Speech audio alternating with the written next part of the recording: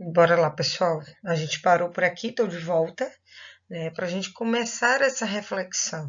Eu deixei vocês com uma reflexão que para mim é muito importante quando começa a vida, e a nossa disciplina é importante que a gente faça essas reflexões sobre a vida, sobre o coletivo, sobre a sociedade, sobre as nossas ações no mundo o tempo todo, porque a gente está construindo, né, uma postura ética diante do mundo. Então vamos lá. Quando começa a vida, é uma reflexão que a gente precisa pensar, é uma reflexão que a gente precisa direcionar diante disso tudo, pelo fato de que a vida, ela começa, será que é como essa fotografia, né? Será que é aqui na fecundação, nesse lugar? Será?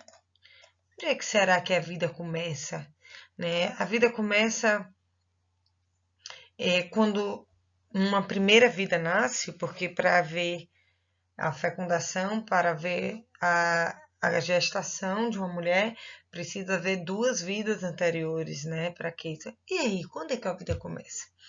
A gente precisa começar a questionar. Então, para muitos, a vida começa na fecundação. E como o Código Penal brasileiro ele pune penalmente a prática de retirada da vida, então o aborto no Brasil é um crime.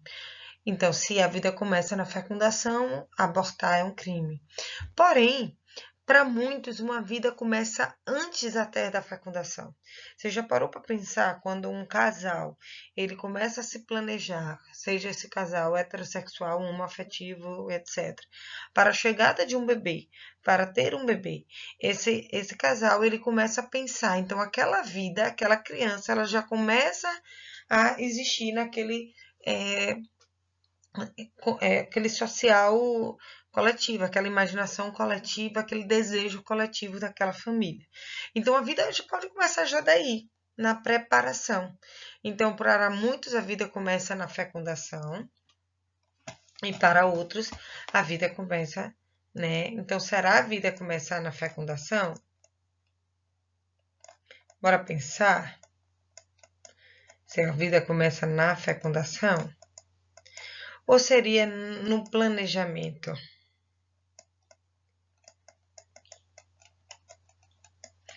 Não planejar essa vida. Então a gente precisa ir pensando sobre isso para a gente começar a se dar conta de quando é que começa essa vida. E aí amplia a nossa discussão sobre a temática, sobre o aborto, que é muito importante, e aí torna isso ainda mais complexo. Porque quando uma vida ela começa desde do planejar essa vida, o tirar essa vida está aí. Mas é aí onde está.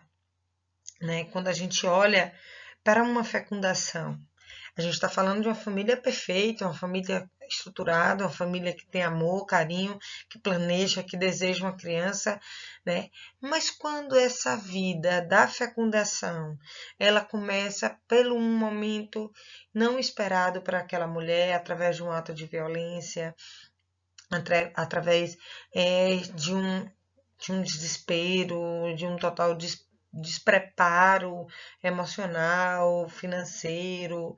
E aí, já se colocou no lugar dessa mulher ou dessa família ou desse casal que tem essa expectativa ou que não tem expectativa? Como é que é pensar essa vida, né, diante da vida da pessoa? Porque a pessoa ela também tem uma vida. Então, e aí? Onde é que nasce a vida, né? Para muitos, para os juristas, a vida começa imediatamente após o parto, quando o bebê passa a ter os direitos e garantia pela Constituição através da, certidão de nascimento. E aí a gente para e pensa. Se para a jurista, para os termos jurídicos e legais de direitos, a vida começa após o nascimento, então antes do nascer não há vida. E aí onde a gente pensa o que é que faz o Código Penal brasileiro colocar um aborto como crime de retirada da vida, se não a vida. Começam aí as discussões e a gente sem entender ao certo, né, essa discussão que é polêmica, que gera vários pensamentos, que geram vários pontos de vista e que leva a gente a pensar realmente sobre esse ponto de vista, tá certo? Então, qualquer definição sobre o início da vida é arbitrária, diz o ginecologista Thomas Golop, professor de genética médica da Universidade de São Paulo. Por que arbitrária? Porque vai chegar e dizer assim, ó, puf, vida é isso, pá. Então, qualquer definição ela é arbitrária, ou é ou não é. Então, como nós somos seres humanos, a gente tem uma discussão e somos seres de direitos e deveres e de pensamento e posicionamentos críticos diferentes, a gente entra nessa gama de questionamento sobre a vida e a gente fica, e aí, o que é vida mesmo? Tá? O aborto no Brasil, quando a gente vem constituindo, né, essa questão da, da Constituição Legal, da proibição pelo Código Penal brasileiro, a gente passa a entender que não só no Brasil, tá, gente, mas no mundo todo,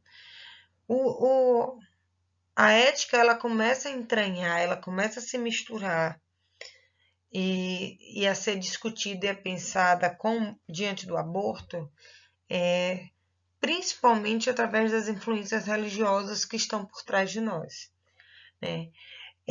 A nossa Constituição ética ela tem uma influência muito pesada das nossas crenças, das nossas religiões, da nossa cultura, né, do nosso dia a dia, da nossa estrutura familiar. Então, a discussão se é ético, se não é ético, se é certo ou não é certo, sobre o aborto, ela está muito ligada para essas influências religiosas. As igrejas cristãs fundamentam suas doutrinas no ponto crucial do respeito à vida humana, da igualdade de todos perante a Deus, e por isso o feto também seria considerado como ser vivo e não poderia ser morto, porque ele já foi fecundado, já houve ali o início de uma vida. Então a gente tem uma influência muito forte disso e a gente passa a se questionar por isso. Então é aí onde entra essa mistura, né, de posicionamentos e onde a gente começa a ter várias posições diferentes. Então, esse tema tão complexo, voltando a essa questão. Então, eu vou trazer alguns pontos aqui para vocês sobre religiões e o abortamento, né? Como as religiões se portam. O catolicismo, né? Ele traz a Igreja Católica que é adotada uma postura mais radical. Não há nenhum homem, nenhuma autoridade humana, nenhuma ciência, nenhuma indicação médica, eugênica, social, econômica, moral que possa exibir ou conferir um título jurídico válido a dispor diretamente e as sabenas de uma vida humana inocente. Isso foi dito lá em 51 pelo Papa Pio XII no Congresso de Parteiras, onde coloca esse posicionamento da Igreja Católica, que ninguém era capaz de definir sobre a vida humana. A Igreja, isso foi em 1951, ela vem mudando um pouco o discurso, mas ela é contra a prática de aborto, primeiramente pelas condições do lugar da vida, da divindade da vida, né? Porém, Papa Pio, refez seu entendimento na encíclica Caxi, onde passou a tolerar o aborto necessário quando havia uma deformidade e a depender da situação, tá? Isso foi o Papa Pio, mas dentro dessa concepção a gente vai construindo, né? E aí, vamos lá. O islamismo, ele traz, o Islã ordena que ao conceber a gravidez, este esteja sustentado durante toda a sua gestação. Cada concepção é legítima e cada gravidez é desejada. Não existe chamado gravidez não desejada. Cada filho é considerado um presente de Alá. O controle da natalidade é um direito concedido por Alá aos muçulmanos e só são proibidos os métodos anticoncepcionais que de alguma forma possa lesar o indivíduo e a comunidade, né? Então, no Islã, não existe gravidez indesejada, né? Uma gravidez inesperada. É um presente. Aquela pessoa tem uma missão. Então, tem que manter a decisão. Para o espiritismo, o correto é, quem falou isso foi Gerson Simões Monteiro, ele é presidente da Fundação Espírita, tá, gente? Ele traz. O correto seria a lei facilitar a adoção das crianças nascidas quando a mulher não se sentisse com estrutura psicológica e financeira para criar o filho, ao invés de permitir a morte legal do feto. Então, o Espiritismo ele se coloca contra, trazendo alternativas, também validando o posicionamento dessa mulher, né? No entanto, só em casos extremos para salvar a vida da gestante é que a doutrina espírita admite o aborto terapêutico, segundo a questão 359 do Livro dos Espíritos. Né? Então, eu trago a balança para a gente ver a questão do equilíbrio, de tentar buscar esse equilíbrio. É importante, isso que eu pontuei, lá na outra aula eu trouxe sobre o Espiritismo, quando ele fala sobre a questão que o ilegal era ter umas leis mais flexíveis, eu pontuei sobre o que outros países têm sobre a lei do aborto. Né? Nos Estados Unidos, as leis que facilitam a adoção são mais fáceis. Então, essa mulher, em vez de abortar, ela pode ter o acompanhamento, ela se coloca para o setor do serviço social, e o setor do serviço social vai direcionar ela para uma adoção. Então, a vida não é tirada, né? É reajustada diante disso. Tá? A perspectiva relacional das relações coloca a mulher como figura determinante no seu processo reprodutivo, retirando o âmbito puramente biológico como determinante, um lugar de escolha, de empoderamento. Nesse sentido, afirmando que a aceitação do início da vida humana não teve ser um feito biológico, radicado exclusivamente no zigoto, na fecundação.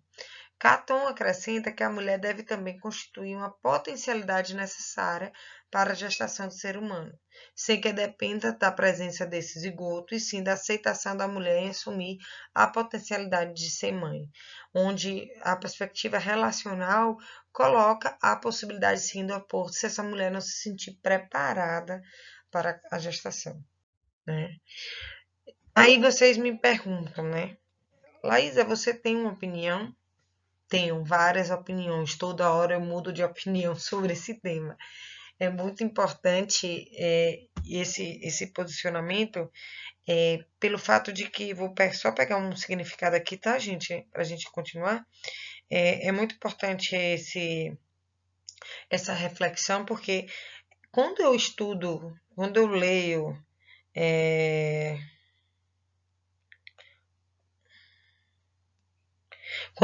sobre aborto, toda hora eu mudo de opinião. Toda hora eu tenho uma ideia nova, um posicionamento novo.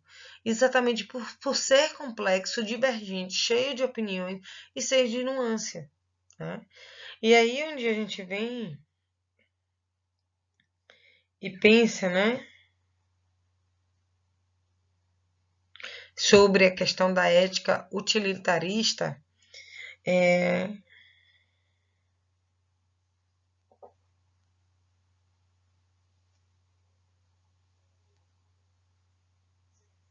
rapidinho.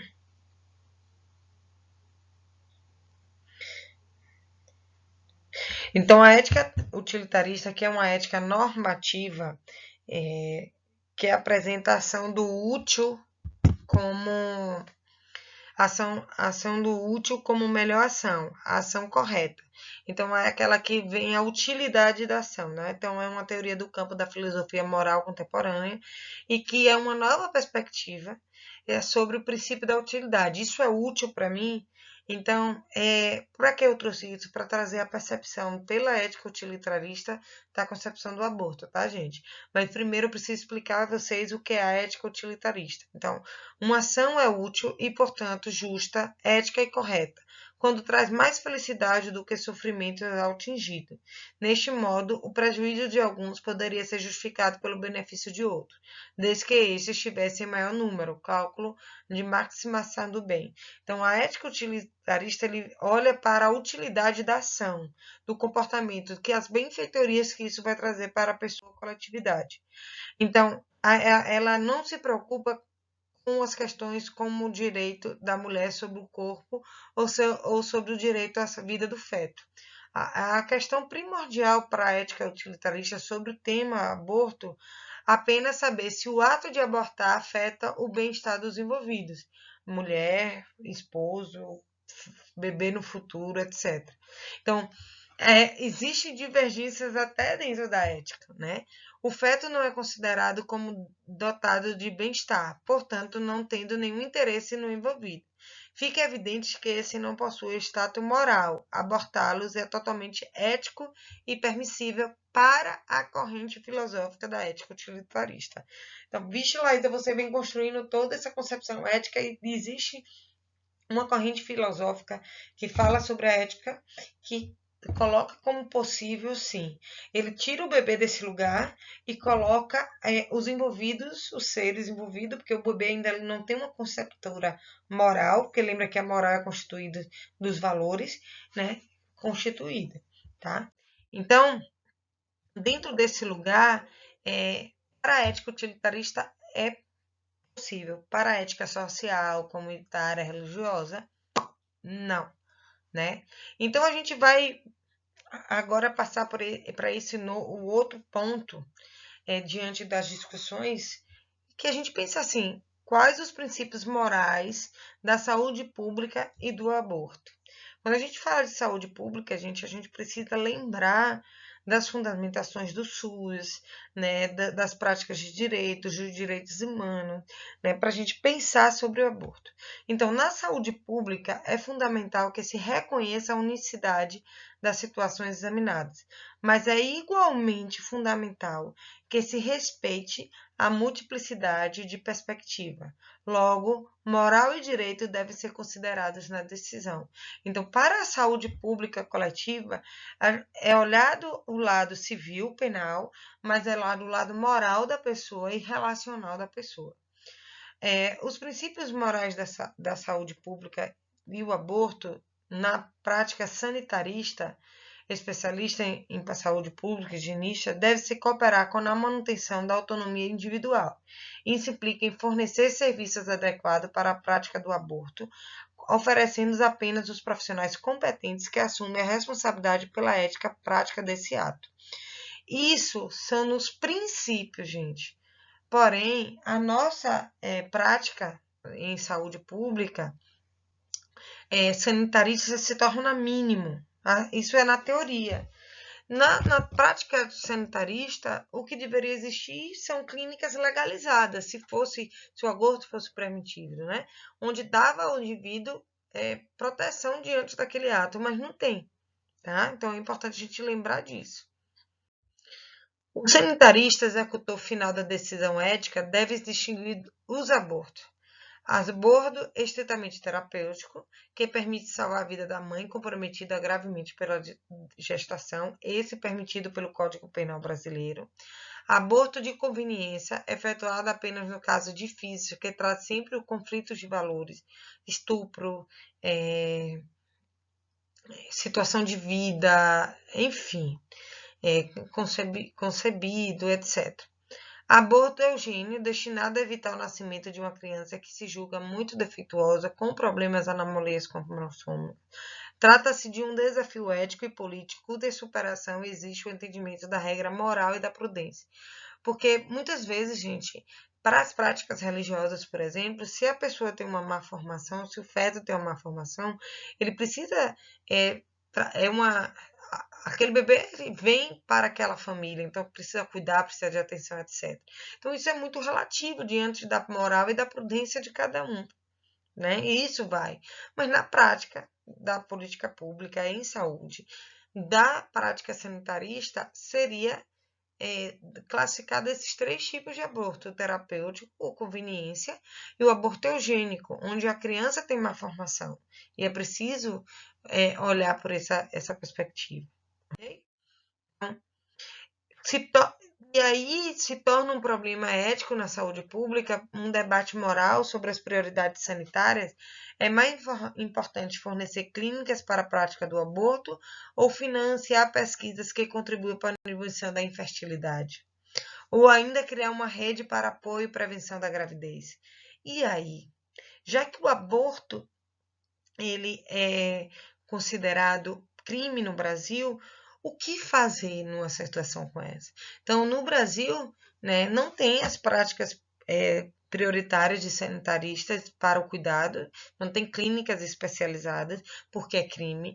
Então, há investimento em pesquisas, em educação continuada, né, educação de jovens, para evitar a gravidez indesejada. Né? Toda a sociedade deve constituir em busca de um consenso possível sobre a prática da interrupção voluntária, quando você toma algo, induz o aborto, tá, gente? Da gravidez, a fim de evitar arbitrariedade ética. Os juristas têm uma contribuição importante para oferecer à sociedade, normatizando os deveres morais essenciais para a prevenção dos princípios éticos fundamentais. Então, os juristas, os juízes, aqueles que fazem a lei, os que promovem os nossos senadores, deputados, etc. Então, tem uma princípio moral, mas é uma discussão muito ampla. Então, se a gente tem lá aquela cultura que política, religião e futebol não se discute, a gente vai discutir tema aborto. É proibido falar.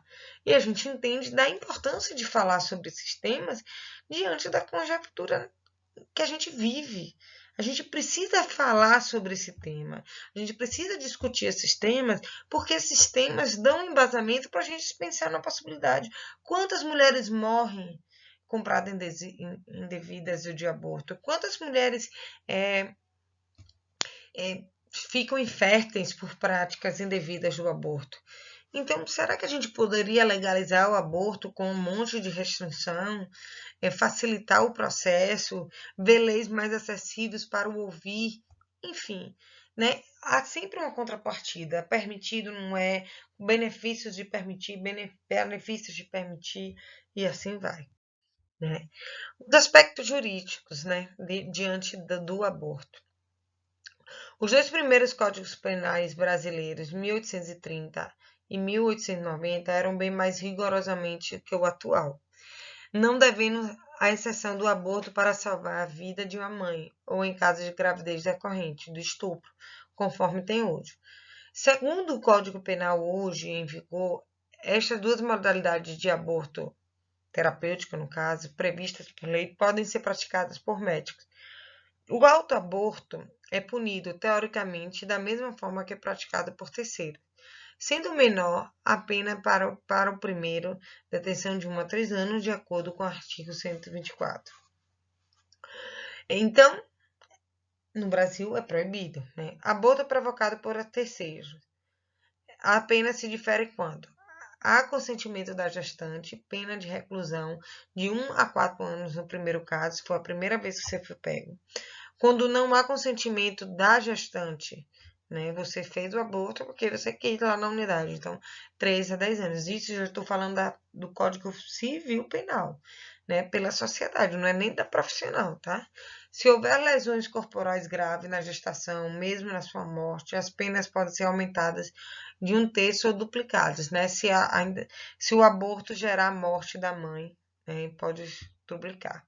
Então, continuam proibidos em nossa legislação casos de aborto por incesto ou eugênico, né, de má formação. Então, vamos lá.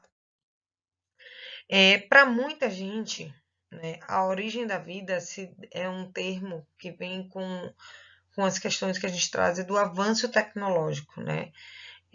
A origem da vida, pelo avanço tecnológico, se dá antes da fecundação, porque hoje a gente tem sistemas de reprodução in vitro que a vida começa ali, né?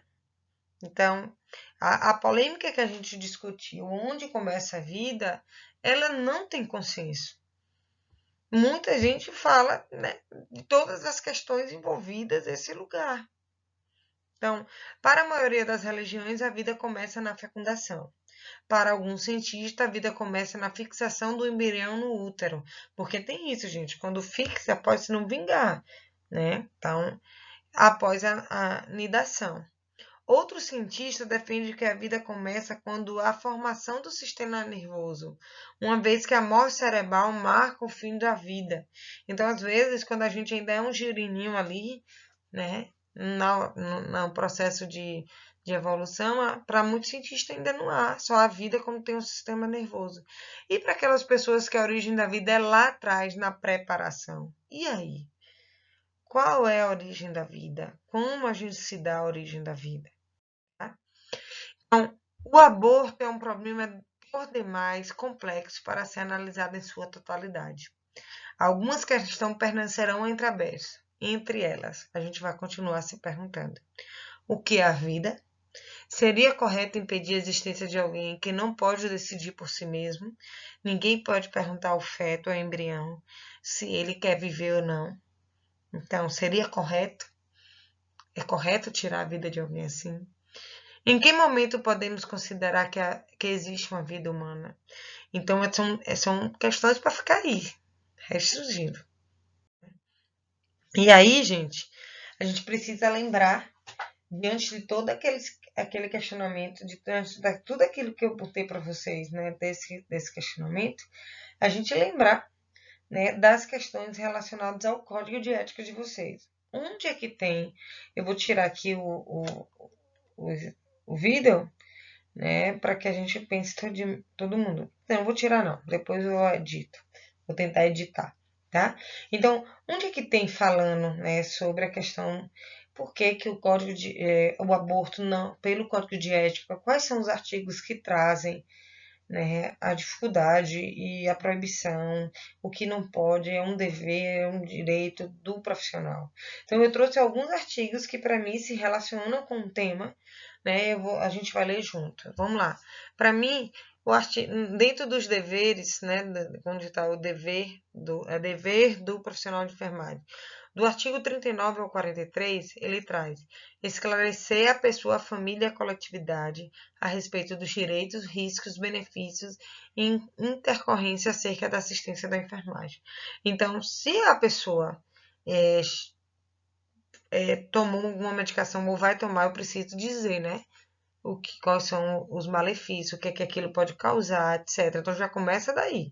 Então tem um remédio que é abortivo e a pessoa precisa tomar, a pessoa não verbalizou na triagem que está grávida, a gente precisa informar, tá? Começa daí da omissão dos fatos, é um dever meu informar. É um dever orientar a pessoa, a família, sobre o preparo, benefício, riscos e consequências decorrentes de exames e outros procedimentos, respeitando os direitos de recusa da pessoa e do representante legal. O que é isso? A gente precisa informar, porque daqui a pouco é um aborto causado por algum procedimento desse. E aí, era meu dever orientar, e eu não orientei, tá? Então, é dever prestar assistência à enfermagem sem discriminação de qualquer natureza. Chegou uma pessoa no hospital tendo sangramento horrível porque tomou um remédio de maneira clandestina, vamos falar assim, para abortar. Eu preciso prestar atendimento a essa pessoa. Tá? Por isso que eu preciso lembrar, eu sou técnico de enfermagem, eu sou técnico de enfermagem, eu preciso deixar minhas crenças de lado e tratar a pessoa com o merecido cuidado que ela merece, não julgar. Então, é meu dever respeitar o direito do exercício da autonomia da pessoa, do seu representante legal na tomada de decisão. Livre e esclarecida sobre sua saúde, segurança, tratamento, conforto, bem-estar, totalizando as ações necessárias de acordo com os princípios éticos e legais. Então, a gente precisa respeitar esse direito, né? Vou tirar aqui rapidinho. Respeitar as diretivas antecipadas da pessoa que cancela a decisão sobre os cuidados e tratamento que deseja não receber no momento da incapacidade de expressar livre e autonomia das suas vontades. Respeitar o pudor, privacidade e intimidade da pessoa em todo o ciclo vital, na situação de morte ou pós-morte. Então, cuidado com as fotos, cuidado com respeito a essa pessoa. Às vezes ela cometeu o aborto, mas tem uma história ali por trás. Então, independente da minha opinião, é um dever meu representar. É um dever meu posicionar-se contra, denunciar órgãos competentes, ações e procedimentos de membros da equipe de saúde, quando houver risco e danos decorrentes de imperícia, negligência e imprudência ao paciente. Então, se eu souber de pessoas profissionais, clínicas que fazem o aborto, eu preciso, né, responder. O artigo 48 traz prestar assistência à enfermagem, promover a qualidade de vida à pessoa, à família, o processo de nascer, viver, morrer de luto. Tudo isso está relacionado. Pode ser colocado como justificativa de quando você tiver um caso, né, de aborto. Manter sigilo dos fatos, isso é importantíssimo, é um dever. Então, se chegou um caso, todos os parágrafos do artigo 52 precisam ser lidos e validados, porque o sigilo é algo importantíssimo, a gente precisa validar esse lugar. Então, eu preciso, né, manter sigilo sobre o fato que tenha conhecimento, razão e atividade.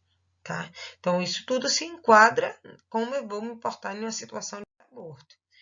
É proibido, né? É proibido. Presta atenção aqui nesse artigo depois, viu, galera? Vamos lá.